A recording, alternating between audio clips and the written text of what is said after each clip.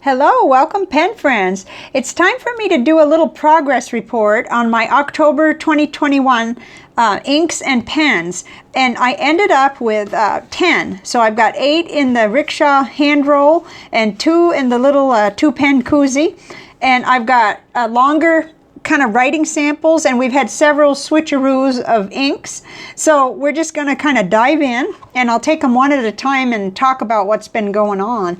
I like to do this because, to be honest, I'm so busy writing most of the time that I don't I don't slow down much, but this really kind of helps by knowing that I'm going to share with you guys for whatever it's worth. It might help you in your pen and ink adventures, and also it just helps me to kind of think things through a little. I've done a few changes, but I have a feeling the second half of the month I'm still going to have to make a few adjustments and changes, but here goes. Okay, so we're going to kind of take them in the order that I presented them last time, except that I do have an extra pen. So let's see, where are we at here?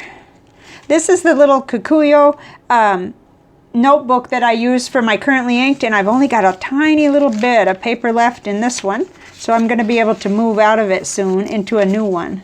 I've just got a little left.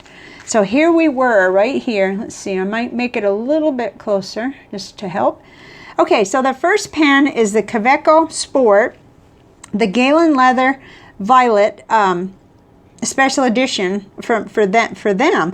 And I started out in this pen with Purple Mountain Majesties and a 1.1 nib, but I didn't get along with it. You know, it was nice, but I just wanted more ink output or something. So I went ahead and got brave and put the double broad nib that I'd ordered on this pen, and I was instantly disappointed because it just didn't put down as much ink as my TWSBI broads. And so I thought, well, I'm not sure what's going on here, because everything was seated well, and you know, I'm using a little piston converter, but I felt like everything was okay, but it just wasn't, it didn't feel too good.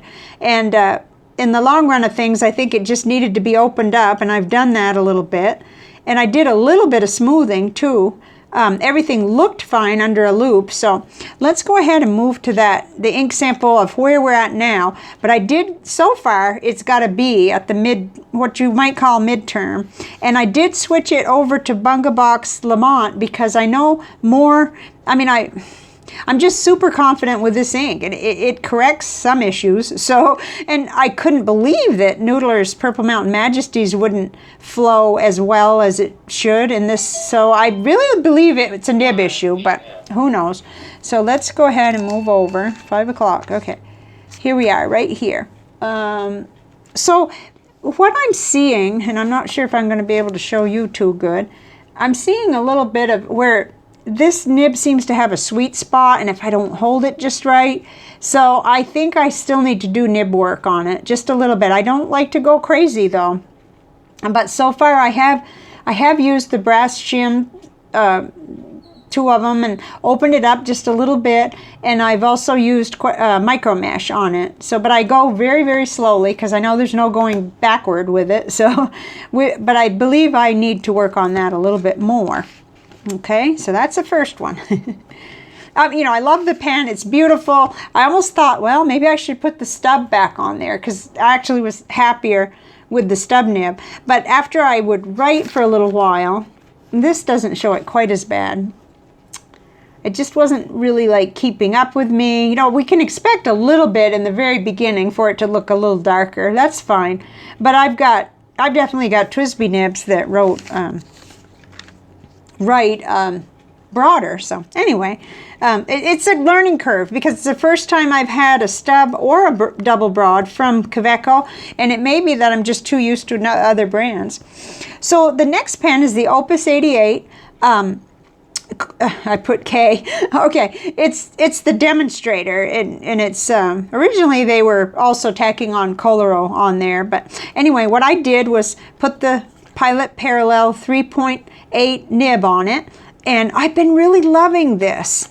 Really loving it with Diamine Autumn Oak. Let's see.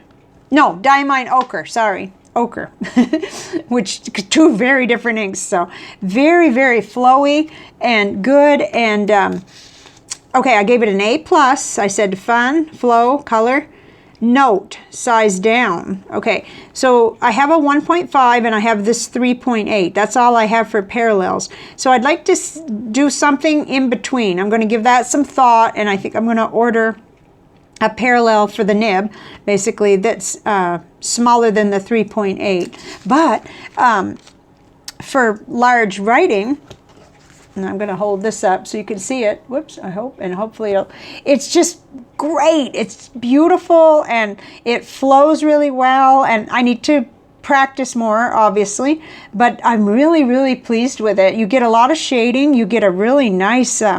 it's just super flowy, and then I'm getting the hang of using it to do the smaller writing. At first, I didn't realize. Let's see, where is it?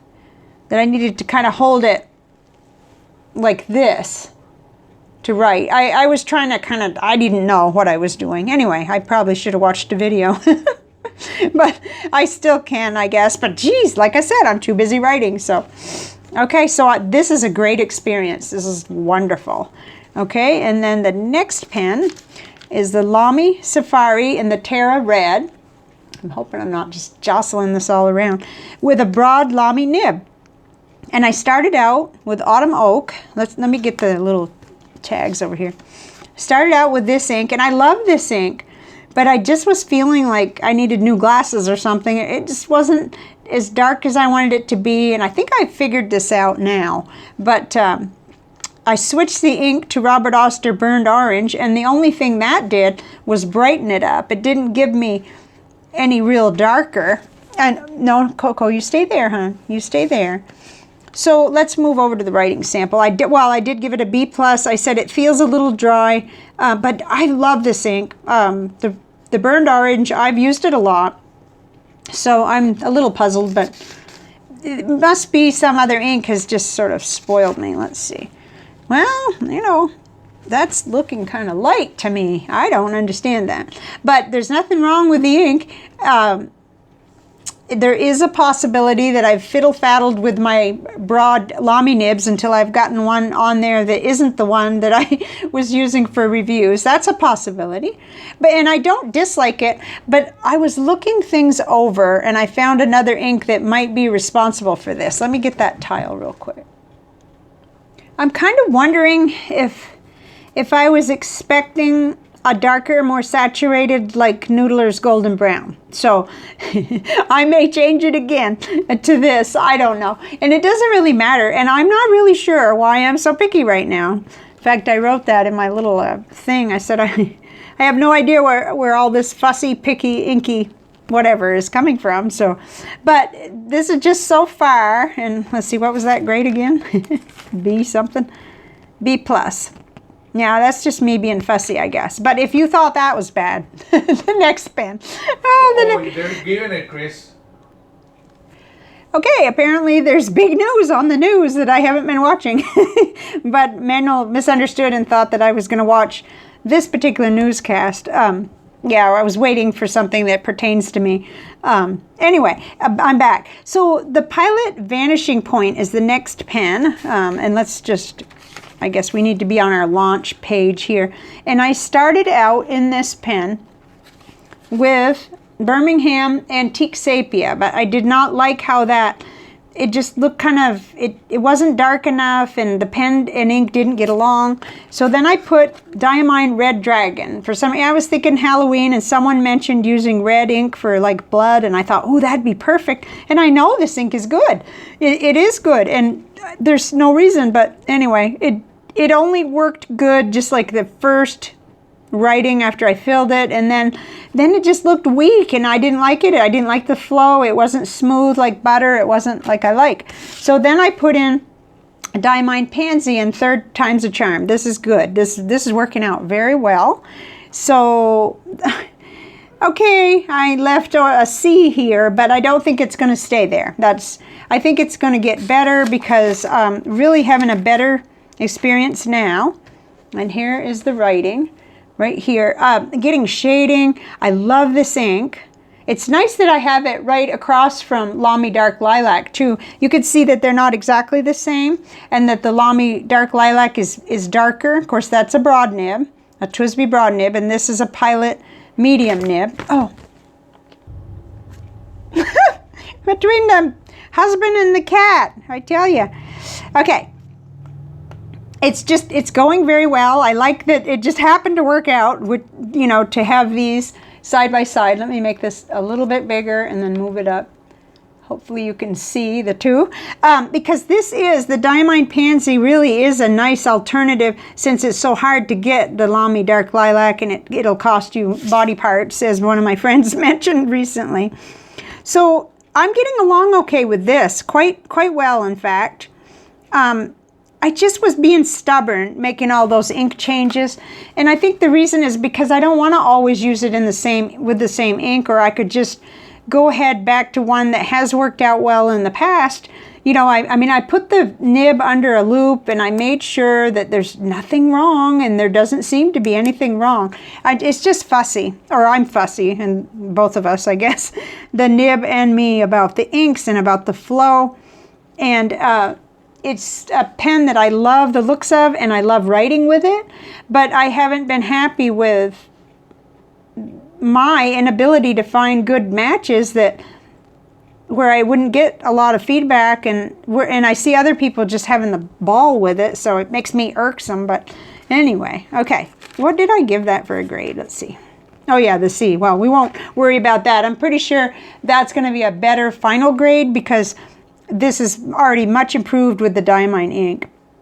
Okay, and then I think we're moving into the ones that were not giving me any trouble, so interesting. Okay, next up is the Genhao X750 in the pink with a broad Yowo nib. I love this pen, and I do have extra tiles with this one, but that's only because I wanted to show you some alternatives. This is Vintage Schaefer script Persian Rose.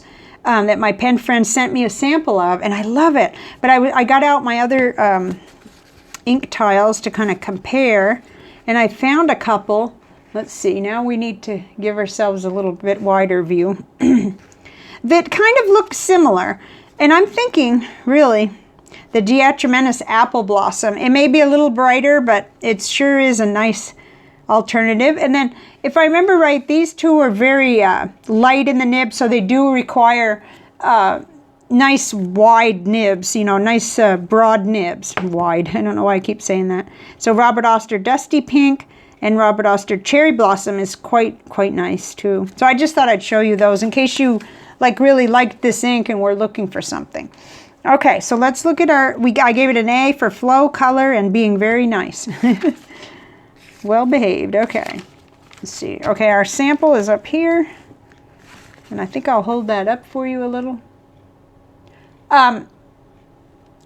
It's so reliable. Well, this pen with this nib is just perfect. I really enjoy it for all kinds of inks.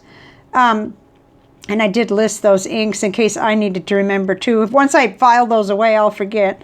And I said this is a sub $10 pen with a $14 nib. $24. You see, you know, that's maybe where I get spoiled. I can do so much with these that when I recall what I paid for a gold nib one, and I'm not having the best of luck, but I think I'm just going to have to keep at it and be patient, you know. Okay, so next up is my TWSBI Mini AL with a broad TWSBI nib unit that I replaced or put on there. I've got a medium one that I purchased it with, and I've got Lamy Dark Lilac in here. A beautiful ink with the gold sheen, and oh my goodness, and I'm so lucky to have a sample of this. I gave this an A. I said that this nib had a thin line for a broad nib, but a very nice color flow is good. Yeah, it's really nice, and I think, you know, it just happens to be a TWSBI nib unit that isn't as broad as some of my TWSBI Go pens, so that's just the way it is, and I will have to get brave, I guess, about working on them if I'm gonna make them write wetter, I'm just going to have to hop to and get busy. But I said it's been a very good combination. The ink is dreamy. The nib is more like a medium. Yeah, I've seen that a few times. One of my ecos was like that too. And then another one of my ecos is nice and broad, you know, a real true broad. So I did say here too, I need to spend time on nib tuning. I don't really like to work on the more expensive pens, the ones that are in my top to medium range there like that, but I can do it. I can do it. I'm not going to hurt it because I go really slow. Okay, and I said it's a smooth nib. It just doesn't have the ink flow is what I think, because it's very smooth and it looks fine under a loop. So, okay. Whoa, something went by and backfired. Okay, so next up is the Diplomat Magnum in prismatic purple with the Diplomat broad nib. This is a wonderful pen. I haven't met an ink this one doesn't like. So this particular one, my medium one, my red medium one is a different story. So I don't want to, you know. And I gave it an A, said very nice, perfect width, flow, and color. Yeah, this is, you know, this is the kind of reason why I get so spoiled is when some of these lower cost pens do so well. So let's go over to the writing sample. Okay, that's up here. We can probably get a little closer, hopefully. Yeah, so I'm getting shading. This is Colorverse Ham. Whoops, I was going to show you. That's the Colorverse Ham with quite a bit of red sheen, or maybe it's violet. It's really nice.